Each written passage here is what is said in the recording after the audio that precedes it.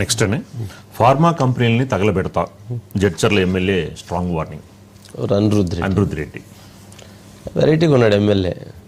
తగలబెట్టి చూస్తే పోయేది కదా ఒకసారి ఏం జరిగిద్దో. కాంగ్రెస్ ఎమ్మెల్యే కాంగ్రెస్ ప్రభుత్వానికి కాంగ్రెస్ ఎమ్మెల్యే అరబిందో ఫార్మానే తగలబెడతా అన్నారు. అరబిందో ఫార్మా దాదాపు అదొక 5,000 కోట్లతోటే ఉండుండొచ్చాము. అట్లాగే అరబిందో ఫార్మాకు సంబంధించి కొన్ని వేల మంది పనిచేస్తూ ఉంటారు. అట్లాంటి కంపెనీని అక్కడ పొల్యూషన్ కంట్రోల్ బోర్డు ఫెయిల్ అయింది అనేది ఆయన ఆడ రసాయనాలు వస్తున్నాయి, వాటి వలన అక్కడ పబ్లిక్కి ఇబ్బంది జరుగుతుంది అనేది ఆయన ఎలిగేషన్. ఇబ్బంది పడుతున్నారు. దీన్ని పొల్యూషన్ కంట్రోల్ బోర్డు వాళ్ళు కరెక్ట్గా హ్యాండిల్ చేయట్లేదు అనేది ఆయన అభిప్రాయం. సరే, దానికి ఆయన చెప్పింది ఏంటంటే మొత్తం అరవిందో ఫామ్ అని తగలబెట్టేస్తాను, రేపు ఉదయం 11 గంటలకు వచ్చేసి తగలబెట్టేస్తానని చెప్పారు. ఒకసారి వెళ్ళి తగలబెడితే కదా తెలిసిద్ది ఏం జరిగిద్ది అనేది. అది తగలబెట్టడం సాధ్యం అయిద్దా? ఒక ఎమ్మెల్యే అనుకుంటే తగలబెట్టగలుగుతాడా? ఇది సాధ్యం అయ్యే పని కాదు. ఒక టెంపో క్రియేట్ చేయడానికి, వాళ్ళని అవతల వాళ్ళని భయపెట్టడం కోసం, వాళ్ళని అట్లా ఒక వార్నింగ్ ఇవ్వటం కోసం, కొంత పాపులారిటీ కోసం అలాంటి వ్యాఖ్యలు బాగానే ఉంటాయి. కానీ వాస్తవ రూపంలో వెళ్ళి తగలబెట్టడం అనేటువంటిది జరిగే పని కాదు. అది తగలబెట్టాలంటే ఆయన ఒక లారీకి బాంబులు వేసుకొని పోయి మొత్తం చుట్టూది పేల్చాలి. నేను ఓజీ సినిమాలో కనుక వాళ్ళు పోల్చినట్టు. కానీ అది ఒక ఎమ్మెల్యేగా ఒక బాధ్యత గల వ్యక్తిగా ఆయన అలాంటి వ్యాఖ్యలు చేయడం అనేది అంతవరకు అనేది పీసీబీతో మాట్లాడచ్చు. అందరూ ఏళ్లే ఒకటిగా లేవు, అన్ని ఎమ్మెల్యేలు అందరూ ఒకటిగా ఉండలేరు కదా. ఆయన ఒక డిఫరెంట్గా ఉన్నాడు, ఆయన ఒక different of style of functioning. అలా మాట్లాడటం వలన అవతల వాళ్ళకి అటెన్షన్. అలా మాట్లాడకపోతే అనిరుద్ధి మామూలుగా మాట్లాడితే తీసుకోం కదా. అలా మాట్లాడటం వల్ల మీడియాలో చర్చ జరిగేది కదా. అది ఆయన కోరుకుంటున్నాడేమో అని అనుకుంటున్నా. బట్ కాంగ్రెస్ పార్టీ ఎమ్మెల్యే అయ్యండి, అధికార పార్టీలో ఉండి అధికార పార్టీకి అగైనెస్ట్గా, అధికార పార్టీకి వార్నింగ్లు ఇస్తూ, అధికార పార్టీని భయపెడుతూ, అధికార పార్టీ నాయకులకి హెచ్చరిస్తూ, అధికార పార్టీలో అనేక వివాదాలకి ప్రభుత్వానికి అగైనెస్ట్గా నిర్ణయాలు తీసుకుంటూ ముందుకు వెళుతున్నటువంటి ఒక డిఫరెంట్ శాసనసభ్యుడిగా చూడాలి. బట్ ఈ మరికొద్ది రోజుల్లో ఇది ఒక ఇప్పుడు ఏమంటారు ఇట్లా అరవింద వాళ్ళు రాజగోపాల్ రెడ్డి గారు ఇటు పక్కన ఈయన అరవింద వాళ్ళు ఏమంటారు దాని మీద ఇంకా వీళ్ళు మాట్లాడుకుంటారు. అలా జరగదులేండి సార్, జరగకుండా చూసుకుంటామని వీళ్ళు మాట్లాడుకుంటారు. మాట్లాడుకోవటం ముఖ్యం కదా, మాట్లాడుకోవడమే ముఖ్యం, మాట్లాడుకోవడమే ముఖ్యం. ఇద్దరు ఒంటరిగా కూర్చొని మాట్లాడుకోవడమే ముఖ్యం.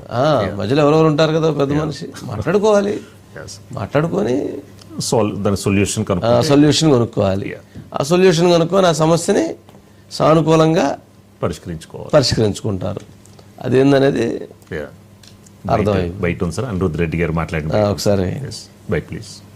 ఫార్మా పోలేపల్లి ఎస్ఎస్ఎడ్ లో ఉన్నది. అక్కడ వాళ్ళు పొల్యూటెడ్ నీళ్లు వదులుతున్నారు, ఆ నీళ్లు వదలొద్దు. దాని తర్వాత అసెంబ్లీలో కూడా మాట్లాడినాను పొల్యూషన్ బోర్డు యాక్షన్ తీసుకోవాలని. కానీ ఇప్పటివరకు ఏం యాక్షన్ తీసుకోలేదు. ఏమో పొల్యూషన్ బోర్డు వాళ్ళు ఇద్దరు ఒకటైనరో రైతుల గురించి పట్టించుకోరో అర్థమవుతలేదు. ఒక ఎమ్మెల్యేగా నా నియోజకవర్గంలో రైతులకి అన్యాయం జరిగితే ఊరుకునేది లేదని చెప్పి కూడా నేను ఎన్నోసార్లు చెప్పినాను. ఇంకా ఓపిక లేదు నాకు. ఒక్కరోజు టైం ఇస్తున్న పొల్యూషన్ బోర్డులకి. యాక్షన్ తీసుకోకుంటే సండే నాడు 11ంటికి నేనే అరబిందో ఫ్యాక్టరీ ముందుకు పోయి ఇంకా ఫ్యాక్టరీని కాలబెడతాను. మీరు యాక్షన్ అన్న తీసుకుంటారా, నేను ఫ్యాక్టరీని అన్న కాలబెట్టాలా అనేది మీరు నిర్ణయించాలి. పొల్యూషన్ బోర్డు అరబిందో యజమాన్యం కూడా చెప్తున్నాను.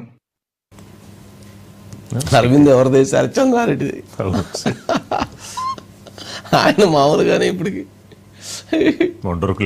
ఇప్పుడు ఇది అన్ని తిరిగి వచ్చాడు. ఇవన్నీ ఊరుకొండ రాజు గారు ఇవన్నీ అట్లా నడుస్తుంటే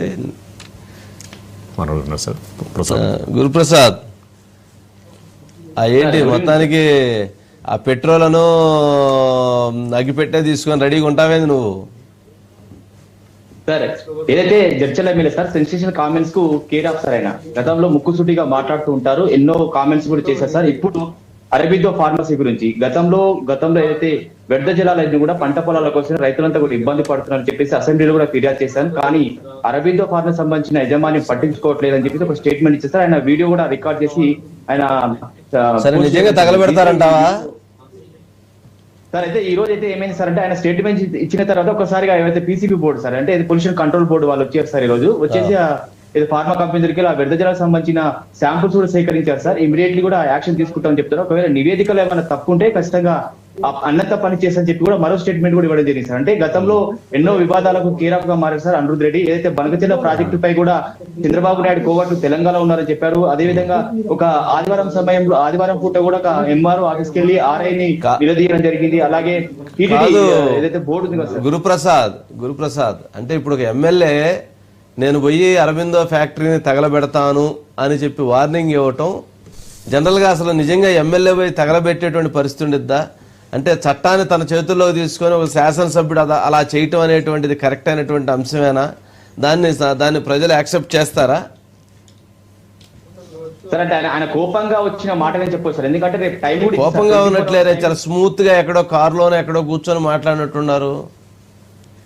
అవును సార్, అవును సార్. కారులో కాదనుకుంటా, ఎక్కడో బయట రూమ్ లోనే. అవును సార్, అవుట్డోర్ లోనే. ఓకే, ఇంతవరకు ఎప్పుడన్నా ఏమన్నా తగలబెట్టారా అట్లా? సార్ అలా ఏం లేదు సార్. కాకపోతే ఏంటంటే అరబిందో ఫార్మా సంబంధించి యజమాన్యం పట్టించుకోవట్లేదు, రైతుల పక్షం నిలబడుతున్నాను కాబట్టి నా మాట నాల్సి వచ్చింది. ఖచ్చితంగా ఒకవేళ పీసీబీ రిపోర్ట్ లో తప్పని తేలితే వాళ్ళు తప్పు రిపోర్ట్ ఇస్తే డెఫినెట్ గా ఆ పని చేసి తీరుతానని కూడా ఒక మాట మరోసారి కూడా స్టేట్మెంట్ ఇచ్చారు సార్. డెఫినెట్ అంటే ఆయన కోపంగా అన్న మాట కానీ నిజంగా తగలబెడతానని కూడా మనం ఊహించలేము సార్. ఏదైనా శాసనసభ్యులు మాట్లాడేటువంటి భాష కొంచెం ముందు బాగుండాలి. ఒక ఎమ్మెల్యేనే ఆ రకంగా అంటే రేపు ఆయన దగ్గర ఉండేటువంటి కార్యకర్త నిజంగానే నిప్పి పెట్టాడు అనుకోండి,